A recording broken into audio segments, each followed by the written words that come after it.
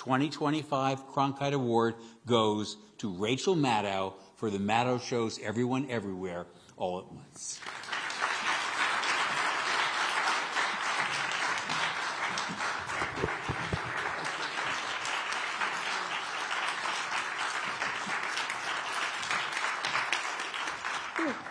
I know we're at the end and everybody has to pee. And if you're like me, you have a bad back and you're starting to do your exercises subtly in your seat, so I will go quickly. Thank you. Thank you very much for this. I want to acknowledge Aisha Williams and Holly Klopchen and Johanna Izzo, who are video producers and producers on this show, and I want to single them out specifically because they developed something new, a very labor-intensive system to try to do footage like this, not just on that day, but throughout this whole year that we've been on the air, for every day of the first 100 days and every Monday since. It involves not just looking at user-generated content and social media content and chasing those things down and verifying them and figuring out whether we can corroborate that information that we can find online relatively easily. It also means systematically scanning local news coverage from both newspapers and local TV stations, and then contacting those news organizations and asking if they've got anything good that they didn't publish. If there was a recorded live stream, if there's anything on the cutting room floor that we might be able to use, that we might be able to amplify, and we promise to credit you. It's a really, really, really labor-intensive job, and I feel incredibly guilty about you guys having transformed your jobs to be able to do this, because I fear that you have now learned a very special skill that you will never use again. But there's no way that we could do national media coverage of the remarkably decentralized protests against the Trump administration without our partners in local news, without some of the geniuses in this room today, but without our partners in local news everywhere. We depend on them. There are lots of systems in place to cover the powerful. The White House press corps, such as it is, DC bureaus, Capitol correspondents.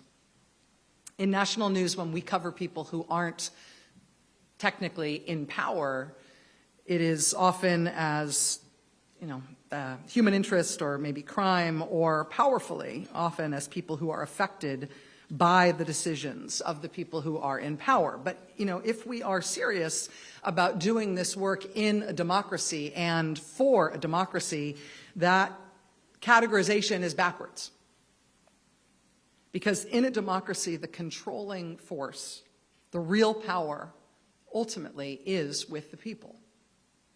And when the people are expressing themselves politically, which means peacefully, they are telling power what it can do and what it cannot do.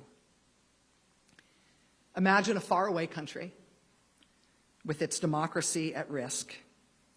It's under pressure from a leader having his friends buy up and domesticate previously independent media, doing his best to intimidate or shut down the rest. He has the intent to rule by force, to consolidate all power in himself and rule indefinitely without being constrained by election results.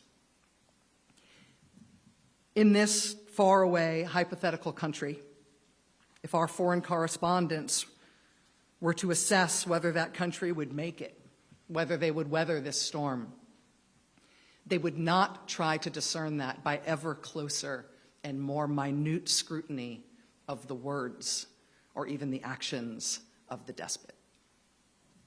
They would file their dispatches and their reporting and their analysis on the reaction of the people to what the despot is trying to do.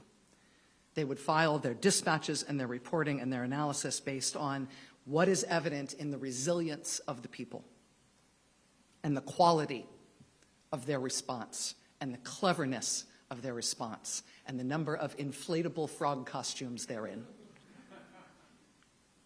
The story of our age, I really believe, the story of our democracy right now is not a Washington story, and it is not easy to cover. But right now, it is the most important story in the world. So I want to say thank you to my colleagues here who have learned a whole new way to do our jobs in order to cover this story.